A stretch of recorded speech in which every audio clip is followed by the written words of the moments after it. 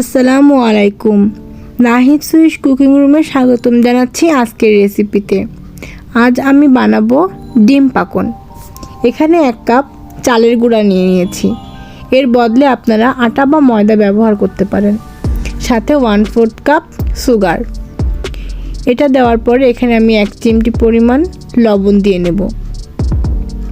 তারপরে আমি দিয়ে নেব 1/4 কাপ অয়েল, কুকিং অয়েল। দেওয়ার পরে এই শুকনো উপকরণটাকে মাখিয়ে নেওয়া যায়। ভালো করে চামচ দিয়ে মাখালে হয়ে যাবে। বাইন্ডিংয়ের জন্যে আপনি সামান্য একটু ময়দা ব্যবহার করতে পারেন, তবে আমি করিনি। এখানে আমি 2টো ডিম ব্যবহার করেছি। আপনারা চাইলে 1টা ডিমও ব্যবহার করতে পারেন। এরপরে পানি ছাড়াই এদেরকে খুব ভালোভাবে মিক্সড করতে হবে। এত সুন্দর করে মিক্সড করতে হবে যেন এটা ফোম ক্রিয়েট হয় এবং এই জিনিসটা একটা পাতলা ব্যাটারে পরিণত হয়। আর এই খাবারটা বিকালে চায়ের নাস্তা অথবা শীতের সময় বিকালে পিঠার মতো করে বানিয়ে অথবা মেহমানদারিতে যে কোনো সময় যে কোনোভাবে খাওয়া যায়। খুব অল্প সময়ে বানানো যায় আর খুব তাড়াতাড়ি টেস্টি একটা খাবার হয়ে যায়। ভালো করে বিট করা হয়ে গেলে একটি আঙ্গুল 3-4 সেকেন্ড ডুবিয়ে রাখা যায় এরকম গরম পানিতে।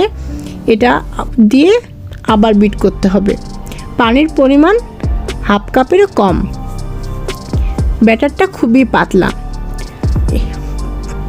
ব্যাটার হওয়া যাবে না। আমরা বেগুনিতে যেরকম ব্যাটার তৈরি করি এর ব্যাটারটা ঠিক সেরকম হতে হবে। তারপরে আধা ঘন্টা রেস্টে রাখার পরে এর মধ্যে আমি দিয়ে দেব 5-6 ফোঁটা চকলেট এসেন্স। আপনারা ভ্যানিলা দিতে পারেন, এলাচের গুঁড়া দিতে পারেন, তবে আমি এখানে একটু ভিন্নতা আনার জন্য চকলেট এসেন্স ব্যবহার করেছি।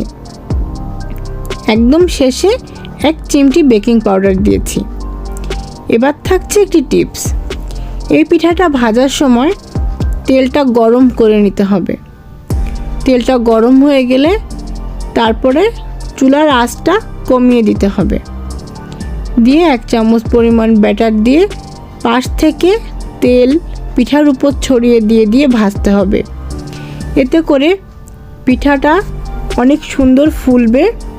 এটা ভাঙলে ভেতরটা স্পঞ্জ কেক যেরকম হয় ঠিক সেরকম হবে। এভাবে করে 1 চামচ করে দিতে হবে এবং খুবই লো আঁচে ভাজতে হবে। আঁচ বেশি হলে পিঠা পুড়ে যাবে এবং তেল অতিরিক্ত গরম থাকলে পিঠা পুড়ে মাঝখানে একটা কাঁচা কাঁচা ভাব রয়ে যাবে। কাঁচা কাঁচা ভাব না, কাঁচাই রয়ে যাবে। তো তেল গরম করে নিয়ে পিঠাটা দিয়ে সাথে সাথে আঁচটা লো করে দিতে হবে, একদমই লো। এভাবে করে পিঠাগুলো আমি ভেজে নিচ্ছি। আমি এখানে মোট 7 থেকে 8টি পিঠা তৈরি করেছি। সব মিলিয়ে তার মধ্যে জাস্ট আমার একটা পিঠা ভেতরে একটু কাঁচা ছিল, যেটা প্রথমে বানিয়েছিলাম। তো পিঠা বানানোর সময় এরকম একটু ভাজাগুলো কালো হয়ে যাবে, এগুলো সরিয়ে নিতে হবে। এভাবে করে পিঠাগুলো ভাজতে হবে। এই পিঠাটা কে কখন বানিয়েছেন আমি জানি না, তবে এটার নাম দিয়েছি ডিম পাকন। তো ভিউয়ার্স, আমার এই পিঠার রেসিপিটা কেমন লাগলো জানাতে ভুলবেন না।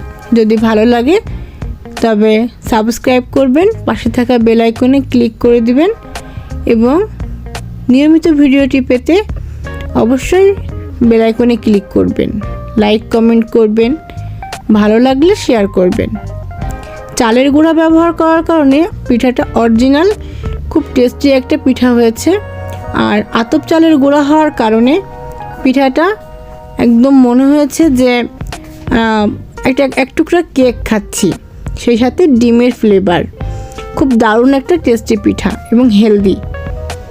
আর ঘ্রাণে চকলেটের যে একটা ঘ্রাণ, যার কারণে এর টেস্টটা অন্যরকম হয়েছে আর এর খাবারের চাহিদাটাও সবার কাছে একটু বেশি ছিল। তো আমার এভাবে করে সবকটা পিঠা হয়ে গেল। এই ছিল আমার আজকের রেসিপি। তো আমি বন্ধুদের বলে রাখছি যে আজকের মতো এই পিঠার রেসিপি এ পর্যন্তই। আর আমাকে সাপোর্ট করুন, পাশে থাকুন, সাবস্ক্রাইব করুন, নিয়মিত ভিডিওগুলো দেখুন, রেসিপিগুলো না টেনে সম্পূর্ণ দেখুন। আর দেখা হবে পরবর্তীতে অন্য কোনো সময় অন্য কোনো রেসিপি নিয়ে। সে পর্যন্ত সবাই ভালো থাকবেন, সুস্থ থাকবেন, এই আশা করি। তো এই পিঠাটা বানাতে খুব বেশি সময় লাগে না, হাতের কাছে জিনিস থাকলে খুব অল্প সময় পিঠাগুলো হয়ে যায়। আর এই পিঠার রেসিপিটাতে আমি টোটালটাই আপনাদের সামনে তুলে ধরেছি, কোনো কাটাছেঁড়া করিনি।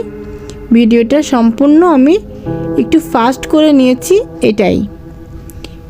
এছাড়া আমি একদম বাটি চেঁচে পুছে যতগুলো পিঠা হয় সবগুলো বানিয়েছি। তো এই ছিল আজকের রেসিপি। সবাই ভালো থাকবেন, ধন্যবাদ সবাইকে।